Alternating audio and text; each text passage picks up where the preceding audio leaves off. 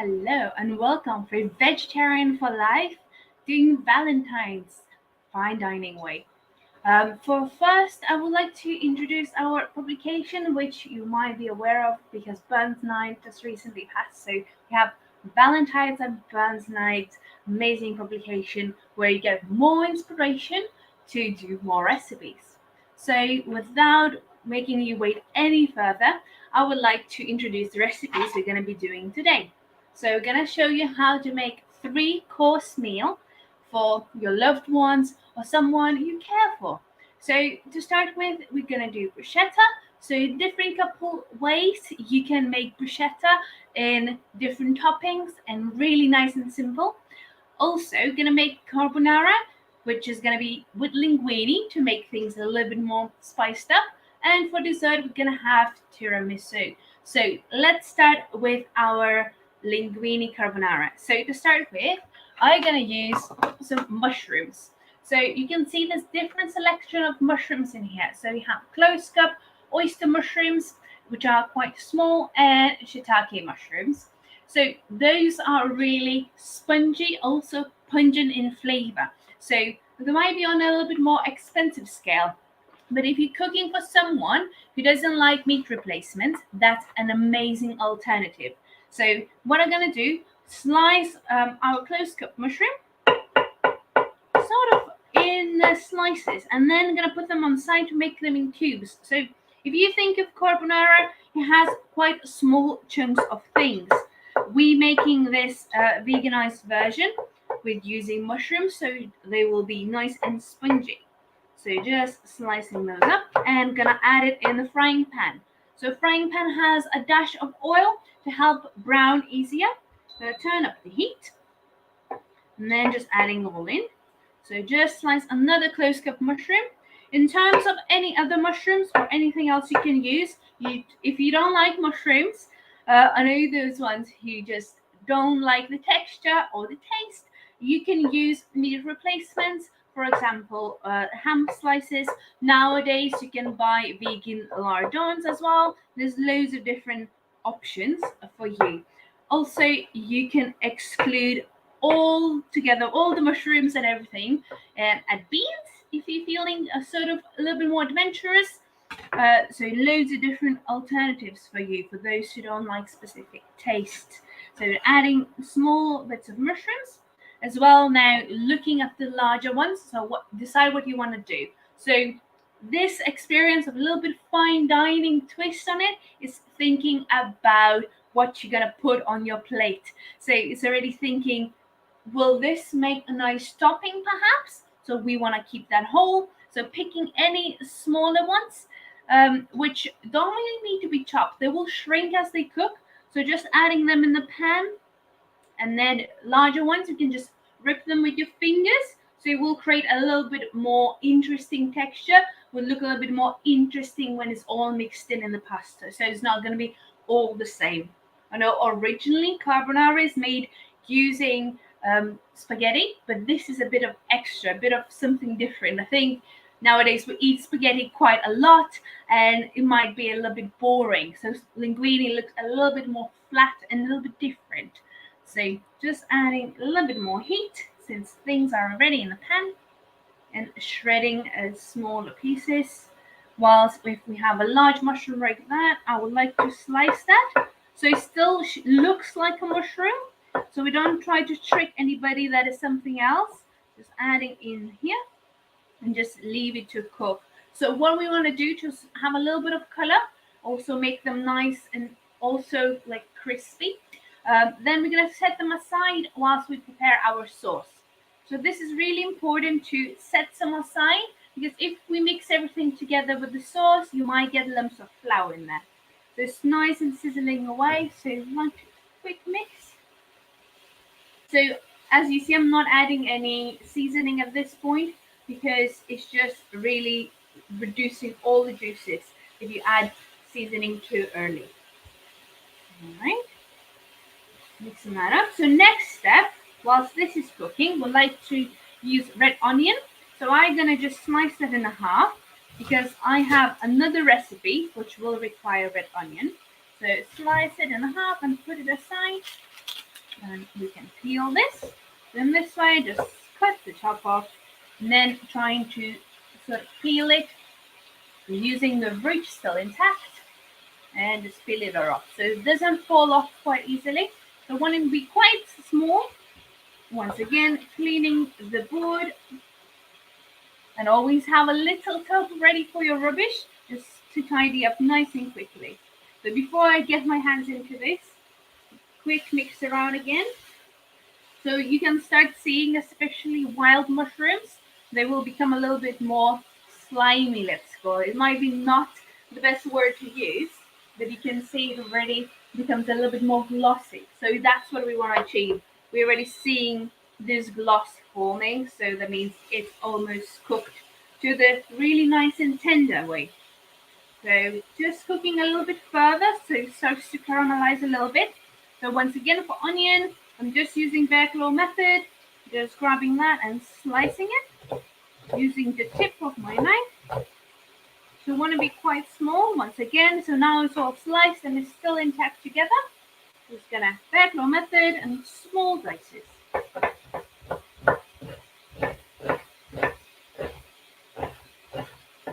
So once again, if you still think it's a little bit too big, you can just chop around and then around the root. So the root is here, goes in the rubbish, and then the rest could be just sliced a little bit more. So sort of almost like a minced texture. So it's just really nice and minced garlic and onion and all the other bits going in this carbonara. So feel free to jazz it up your way. So this is just really basic recipe. And if you like to add a little bit more spices and a little bit more color, feel free to add other ingredients such as peppers, which could work quite nicely. So I have my onion ready. So that at this point I would like to remove my mushrooms. So just moving them around. Okay. So just to let you see what it looks like. So mushrooms started to brown, so you can see a little bit more golden color all around. So just gonna remove that on the side. Just makes life a little bit easier when we cook the rest of the ingredients. Okay, so well, adding that back onto the heat still has a little bit of oil coverage, so I wouldn't worry to put any extra oil in here. And reducing our heat. In this case, gonna start adding onion. So it's quite a large onion. So do consider not to overpower because it's really sort of mild dish. So you don't want to just boost with all the garlic and all the onion. So just adding not all of the onion because it's quite large. You feel free to use shallots. They're a little bit more milder. But this time around, there was none in the shop. Maybe a lot of people making this recipe, and there's not enough shallots for all of us. So what I would like to do now, grab garlic, and then I'm gonna crush the garlic to add in here. Just mixing that around whilst it slightly starts to be transparent. And then garlic clove, crush, and then peeling with my fingers. So just a quick peel. And once again, really want to make it quite small and sort of also like a paste. Feel free to use any garlic substitutes such as powdered garlic. So if it's just granules or just powdered one, it's quite good. If you don't like the garlic taste so much, it also has a little bit of sweetness to it.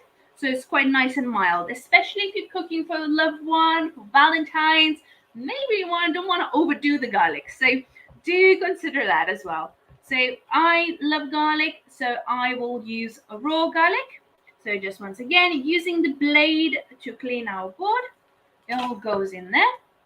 So next step, it really depends how you feel about Valentine's. Is it go in, indulge, get all the fats and calories, make it nice and creamy, or you want to just take it back slowly and enjoy the experience?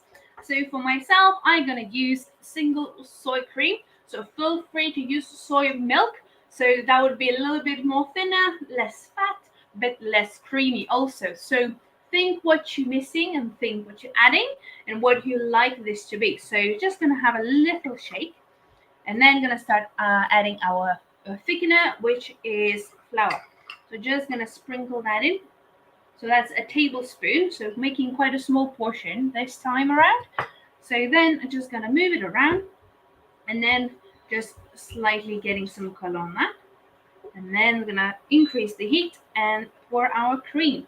So the cream is already quite thick, but what I want this to sort of be thick enough to coat the pasta and coat the mushroom, sort of get everything all together as if it's all really nice in the one dish. So sort of mixing all together quite slowly. So when I almost making a paste using the flour and the cream or the soy milk or any other alternatives you prefer. Perhaps if you're cooking for someone who's intolerant to soy products, using different nut milks, or there's also oat cream. There's loads of alternatives for this. So do make it the way is most suitable for those who you're cooking for.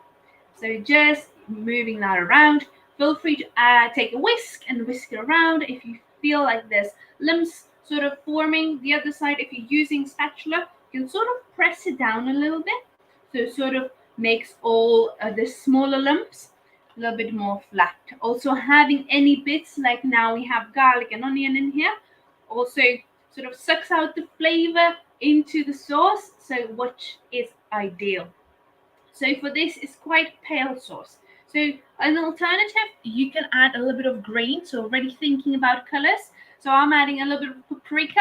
So just a speckle of red. What can be better for Valentine's Day than a speckle of red? Just a little bit of love in there. So just a little bit adding in there. So just mixing that in. And then when I see it's already thickening it a little bit more, I can start adding the rest of the cream. Feel free to add anything in here which have a little bit more pungent flavors. Perhaps you want a dash of turmeric in here to make it a little bit more on the yellow side. There's nothing wrong on the pale sauces. I think they're quite nice. It's also sort of, when we're going to have all dishes together, you will sort of see the vibes we're going with. A little bit of color and then sort of a bit milder. So yes, so you just improvise. That's what I advise. Get the base of the sauce correct, and then you get add anything you like in here. So as I see, it's thickening quite nicely. So what I want to do in here now, grabbing my mushrooms again, and then sorting our mushrooms. So we're going to use these to serve the pasta. So I just want to remove the nicer looking mushrooms, especially those a little bit of more brown on there, or a little bit more sort of nice looking. So most of the ones which we added in whole, and then the rest of the mushrooms can go into the sauce. So it gets nicely coated and it still continues to cook. So all of that goes in and mixes it in. So as you see, it's quite nice and thick. Since adding mushrooms, everything sort of comes together even more. Whilst you cook, do try your food. So for this recipe using flour, what we want to achieve is cooking off the taste of flour. So if you're still tasting the flour as you cook at this point, you need to cook it for a little bit longer. As well, for gluten-free alternatives, feel free to use corn flour or any other sort of thicker creams. So if you reduce this cream a little bit longer, perhaps you don't have to add so much thickener or serve it in a different way. It doesn't have to be on a flat plate. Perhaps it could be in a little bit of the bowl and some sauce on the bottom. That's completely acceptable. So that looks much better now. So have a look. So it's quite slow. If I move my spatula around, it slides a little bit. So let's not make too much mess and just leave that on the side. So also, I'm not going to make you wait for pasta and all of that. So we'll just try to garnish as we go. So just leaving our mushrooms back into our little dish. And then let's carry on doing other recipes, and then we sort of try to plate all together at the same time. Also, I have some herbs in here, so these gonna go in last, just before serving, because if they start to wilt and sort of cook in there, they will lose their vibrant color. So you want all the color last.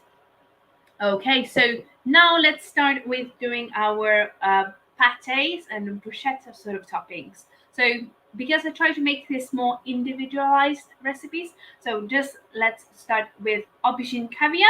So I have made the aubergine, which is looks really sad currently because it's been roasted in the oven, and it's been a little bit charred. So what we want to achieve, just peel that off and use a food processor to blend it all together. So adding a little bit of extra flavors in there. So let's try to peel this. So we'll see if it comes off. Obviously the top will need to be cut off, and then try to peel as much skin as possible because it's quite tough. And also, if you're already worried about food wastage, you don't completely have to throw it away. You can make it into your carbonara. You can fry the bits off with a little bit of smoked paprika or liquid smoke and sort of keep that. So do think about ways you can use this skin. So it's quite nice and easy just to peel that. So what I want to achieve now, so it's quite big, is if I throw it in there, it's still likely to be quite lumpy. So I will just gonna chop that up a little bit, so to help my food processor to work this through. Once again, think about what you like to have in your dish, what do you like it to smell like. So it's not a lot of color. So what I'm gonna do, just add this in, and then gonna add a little bit of garlic and a little bit of the onion. So just a little bit. Once again, don't want to be overpowering because it doesn't look like a lot when it's all blended. Currently, it looks like we have the whole aubergine, but after it's all mixed in, it's not gonna be so big. So what we want to add as well, extra flavors, extra texture. So currently it's quite bland. It's just an aubergine. So what I want to achieve a little bit, just adding a little bit more extra. So smoked paprika would work quite well. Just a little bit of that. Any other herbs if you like. So these can be added later. I would like to add a little bit red wine vinegar, just a touch, just a little bit of that pick me up. Salt and pepper as you feel fit for this recipe, and then just gonna mix that up. So do apologize for the noise.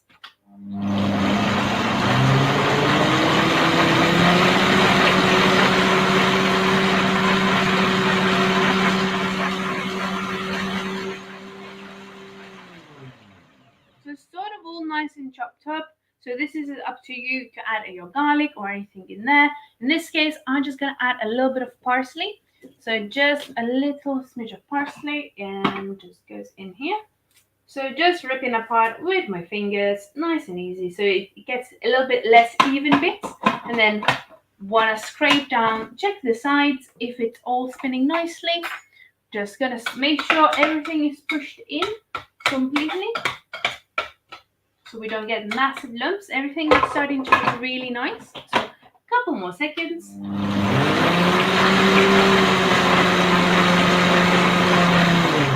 All right, so that's done. Nice and easy. Just have to prepare a little bit in advance by roasting your aubergine until it's really nice and soft. And obviously the skin needs to be quite charred to be able to peel that off.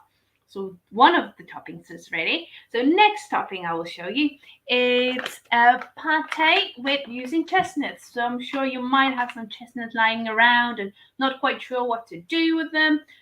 Good thing they have quite a long expiry date, but in this case we're gonna make a pate. So just adding a little bit. So depending on what food processor you're using, how powerful it is, don't try to overwhelm it. So I'm gonna use some of the cream I reserved. Feel free to add anything else, such as vegan butter, to make it a little bit more nice and thick. So if you're using any fat in this, so when you process it and cool it, perhaps you're not serving it straight away, it will be quite nice to pipe it. So do consider that. Adding in here a little bit of this, and then we're just gonna blitz that together. Once again, garlic, thyme, anything else would just go quite nicely. So using stick blender in this case. All right.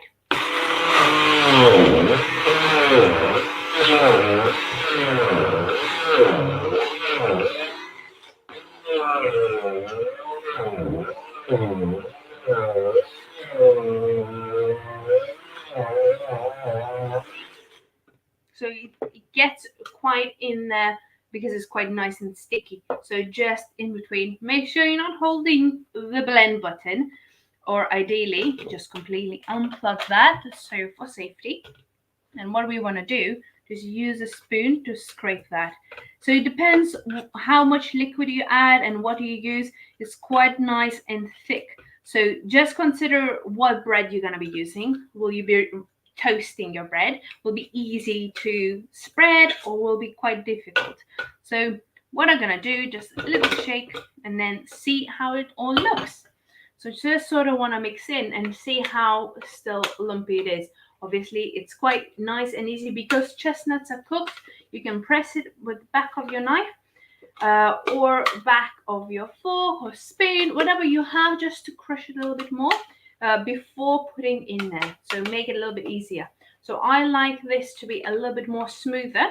So I'll attack it again. So add a little bit or more cream for easing the job for the food blender. So I'm gonna add this and a little bit longer.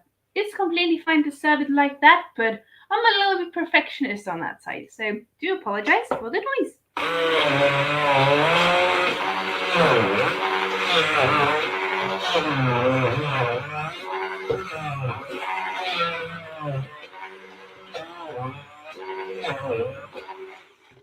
All right, so that looks nice and ready.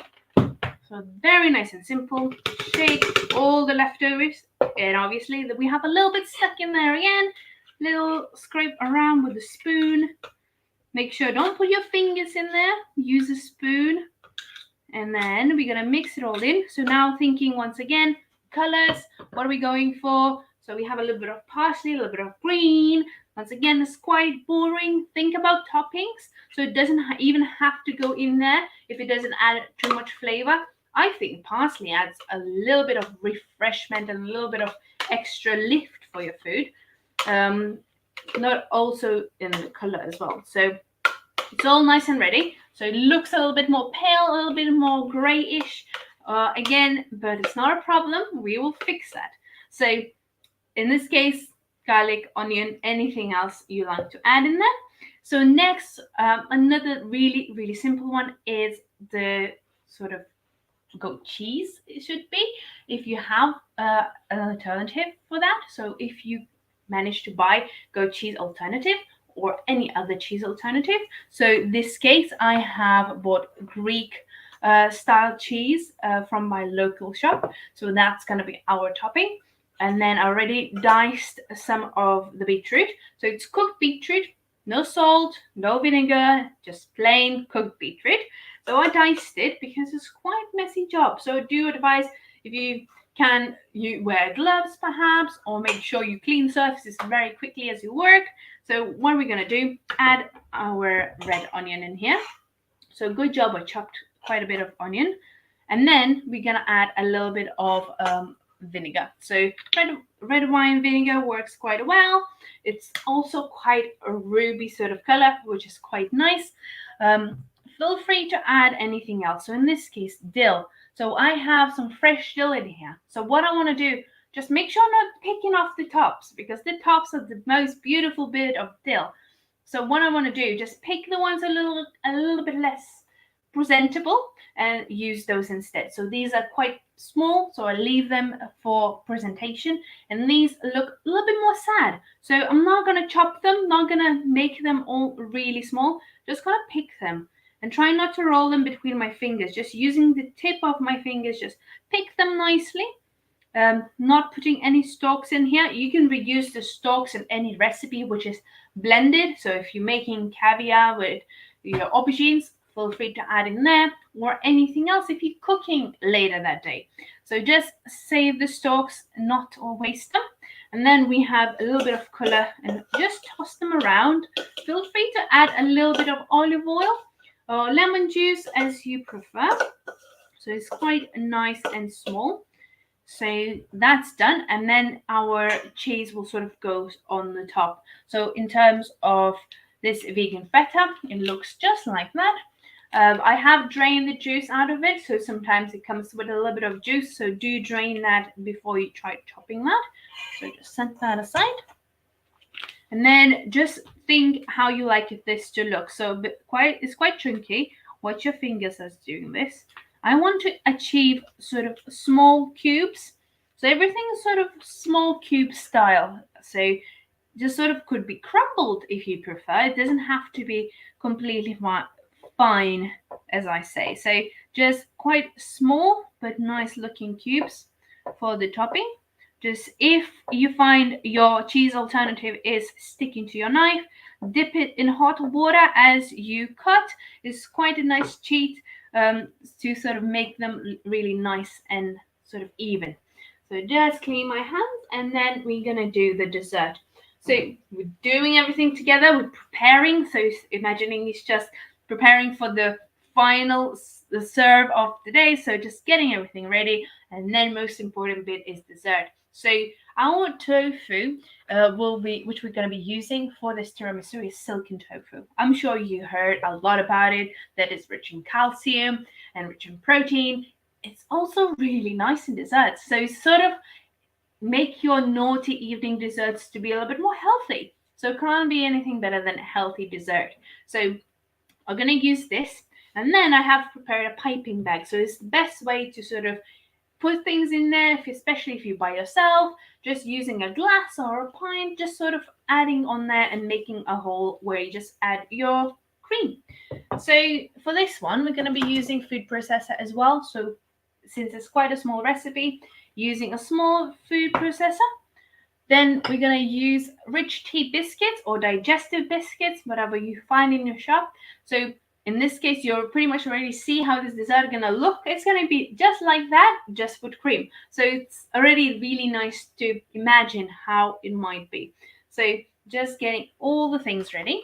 And then I've made coffee in advance. So it's very important for the tiramisu to use good coffee. Not to sound like a really obsessed person about coffee, but I know you chefs really like your coffee. So when you make your coffee, make sure it's not instant.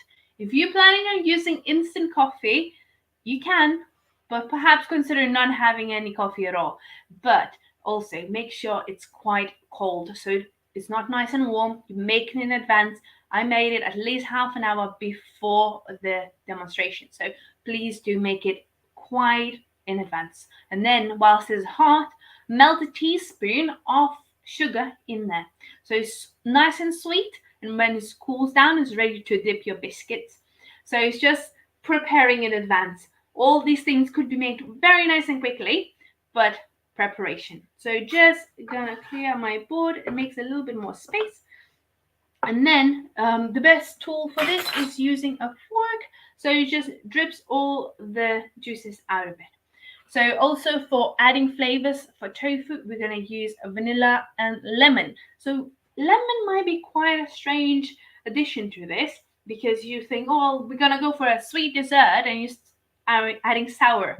But actually really highlights the taste of vanilla, really brings out the sweetness a little bit better. So what are we going to start with? We want to have our cream ready. So for the cream, we're gonna use a food processor and our tofu goes in there. So if you yet to see what silken tofu is, and you might be a little bit put off by the sound of it, so it looks like that. So it's a little bit like sort of yogurt tasting. So imagine if the yogurt will be really thick. So that will be this. So it's not a lot of taste. I have to admit, sometimes if I don't feel like having yogurt for breakfast and I don't have any, I just use this instead. It's very similar to soya yogurt you normally have in the shops, just quite thick. So consider like a Greek style. Also, this normally could sit in a cupboard, so it's quite nice and easy just to have that in the cupboard with it taking up the space in your fridge. Also, when you open it, and then it has to go in the fridge. So just blending half of this because we're making just one portion. And then adding sugar, so feel free to use golden syrup or maple syrup, anything, or just simple sugar. Then a dash of lemon juice. So we don't want to overpower it. We're just using just to highlight the extra flavors in here.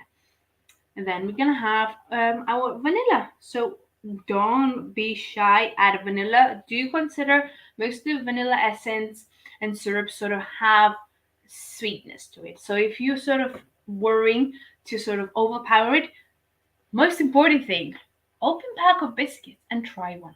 There's no shame on that. You need to know how sweet these biscuits are. Maybe they're not as sweet as the biscuits you had last week, so you have to try one of those biscuits and do estimate how it's gonna taste with the tea. How much sugar I need to add into my cream. So now I'm gonna blitz the cream using a little food processor. So I do apologize for the noise.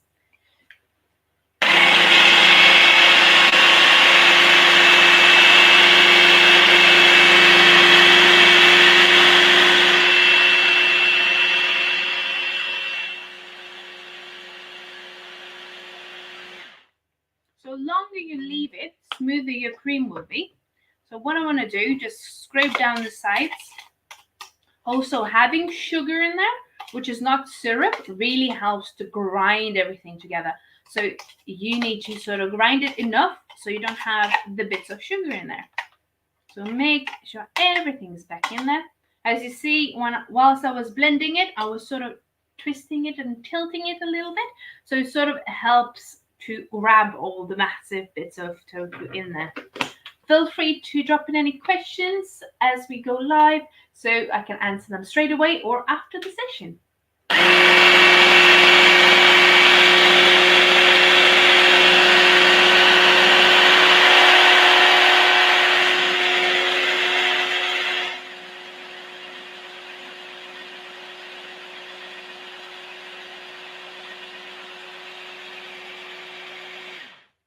All right, so I can see that all the small lumps and bumps, which I didn't like before, they're really nice and smooth.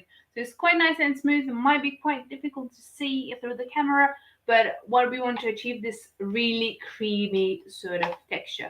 If it seems to be a little bit too runny, feel free to add a bit more tofu.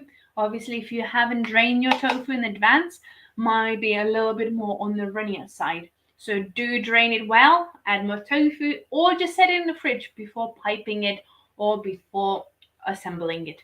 Obviously, biscuits will soak up a little bit of that.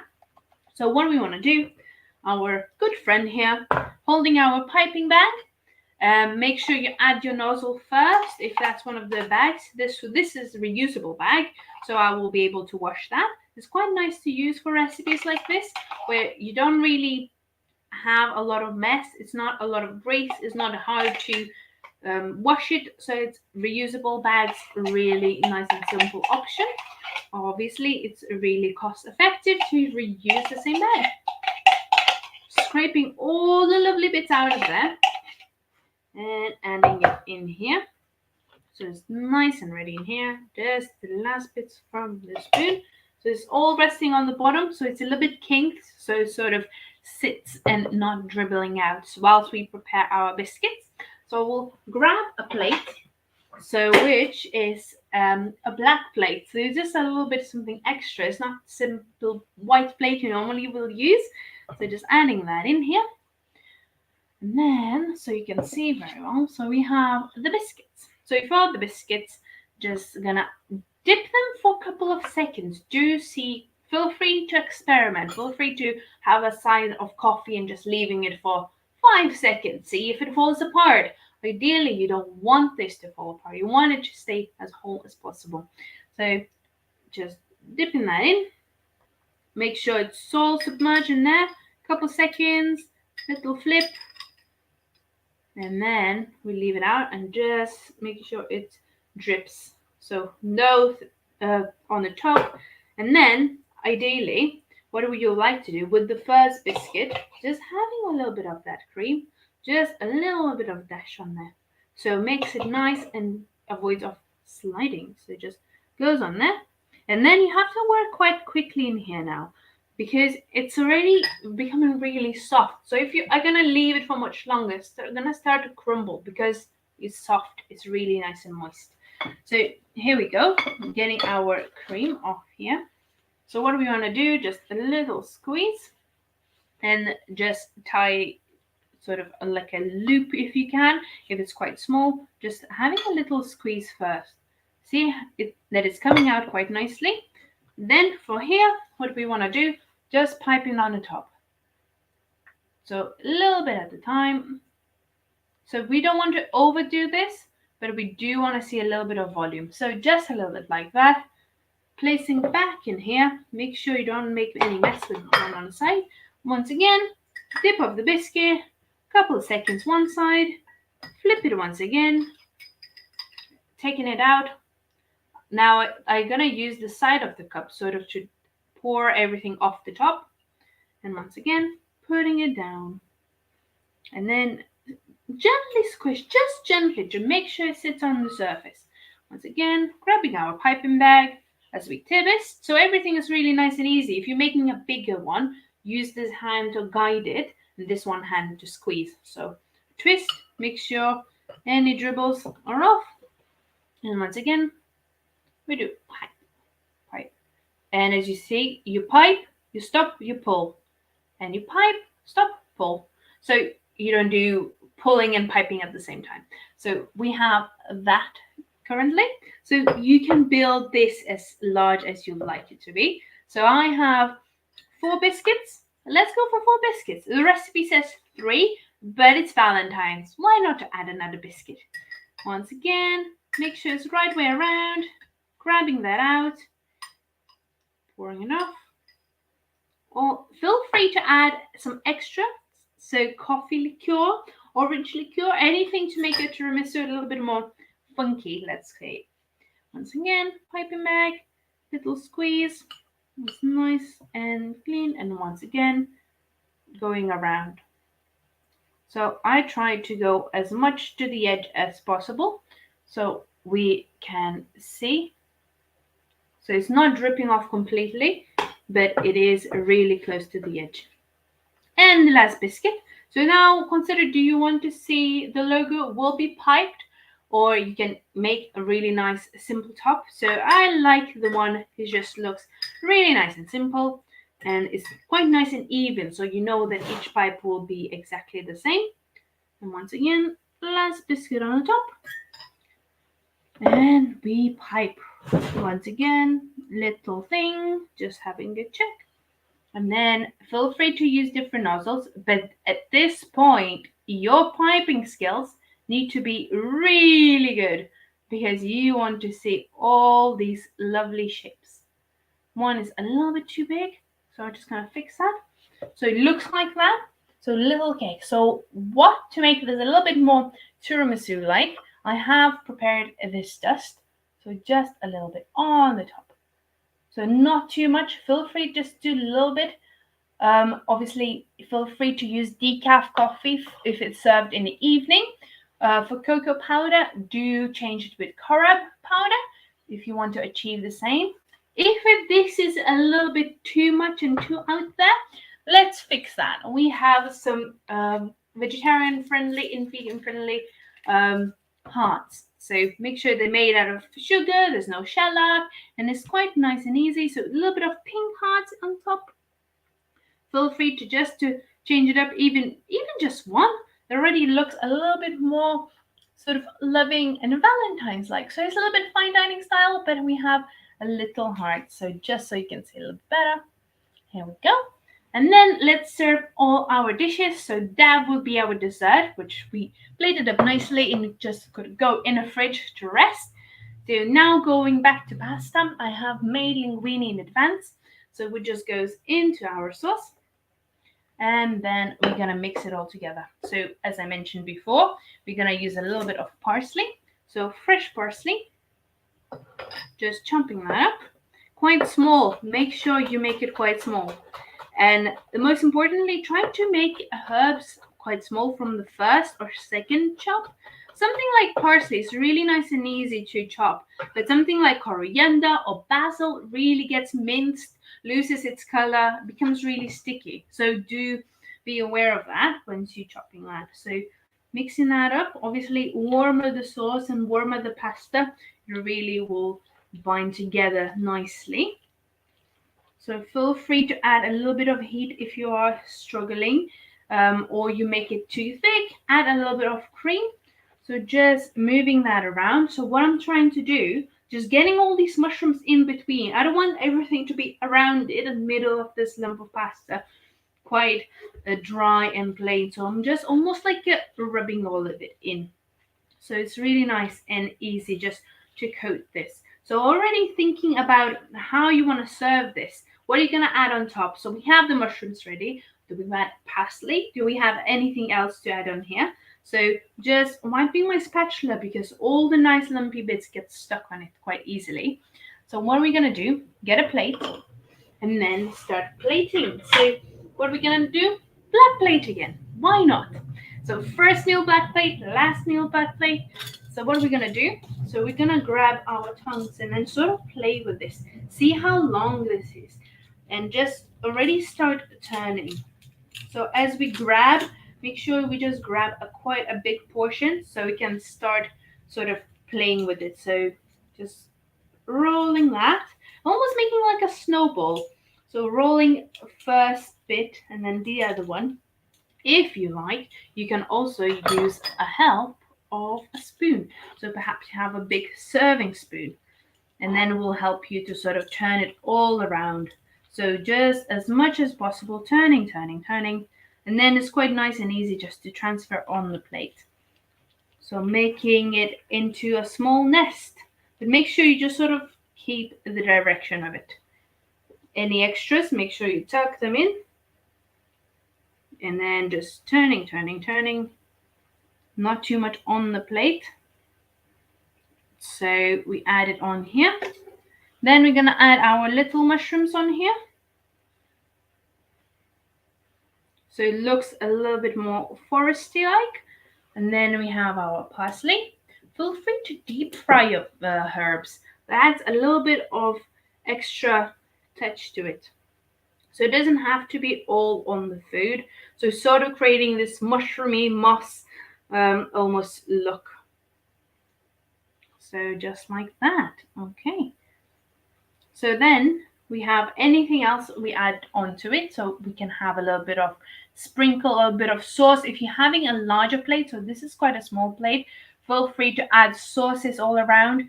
Play with your sauce, play with different sort of adds on there. So that's our linguine. So now we have the most fun part, which is starter. So you can have small starters, big ones. It's up to you. So I have already sliced the bread and I've sliced it, let's say, rustic style. So this is tiger style bread.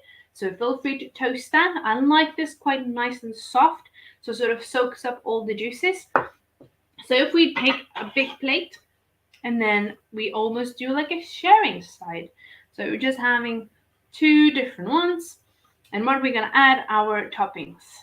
So let's start with the caviar style aubergine. So let's see how that's looking.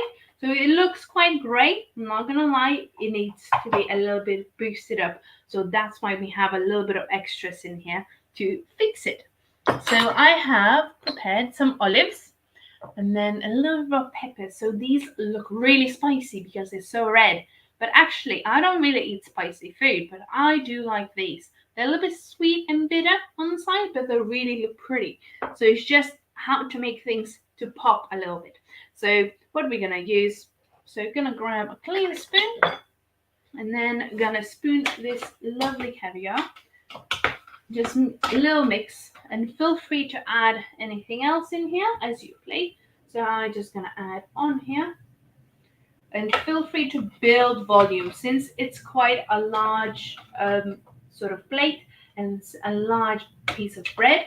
So it could be nice shared with someone. And then feel free to add a little bit of sort of not only flatten it down to fill it, but then sort of also adding like waves, just waving your spoon in sort of manner. It looks like it's a little bit like intentionally spread in a funny way. So feel free to add anything from your topping. So as I said, I'm gonna do a little bit of olives. So for this one, a little bit will boost up the flavors. So I'm just doing a little bit of a couple of olives. Just slice them nicely. You can already get them sliced. It just leaves you that space of creativity that doesn't have to be exactly the same as I do it. So just a little bit of that. And once again, we have a little bit of parsley, perhaps any other herbs you may have. Something like coriander could work quite nicely. Capers is just really nice and easy just to add extra touches. And depends what you like to eat. So first one is done. Let me show you that. So here we go. Our first one is ready. And then let's do the chestnut. So chestnut one, obviously longer you leave it, it might get thicker. So do consider when placing on your bread. So just quite gently spreading that. So it's quite strong flavor, whilst the aubergine might not be very strong. So feel free to add tahini or any other extras in that to make it a little bit more stand out. Lemon juice, it's amazing alternative as well. So do feel free to check the original recipe on our website. So since this chestnut one is quite smooth, once again, just make it a little bit more fun. Just spreading it around. Feel free to pipe this as well if you're using perhaps crackers or something smaller. So for this one, we're going to use little beautiful peppers. So just adding them around. So they're really nice and small. Pick out bigger ones or small ones depending on the size of your bread. So it really already complements the whole bread situation. So once again, we're going with parsley theme today because we have some amazing fresh parsley. So just adding that here really shows a little bit of love straight away. So that's what you want to send the message. A little bit of love. So here we go. So we have these two ready. And then we still have one more to do. So these two here. And then let's do our final one, which is gonna be a little bit extra. So I have sliced the bread to make it look like a heart. So when we place it on your plate, just try to shape it in the way of heart. So different ways you can just place that like heart. And then you're just gonna add your toppings on there. So this one will be beetroot, so it's nice and red. So what are we gonna do?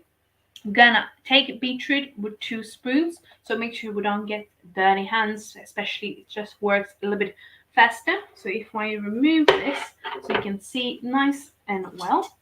And then I'm gonna grab our beetroot. So pushing all together. And then feel free to add a little bit of dill. Don't forget we have our vegan feta to go on as well. So use 2 spoons, use a finger, and it doesn't have to be completely piled up. So it just could be a little bit on the plate, a little bit of finesse on the plate as well.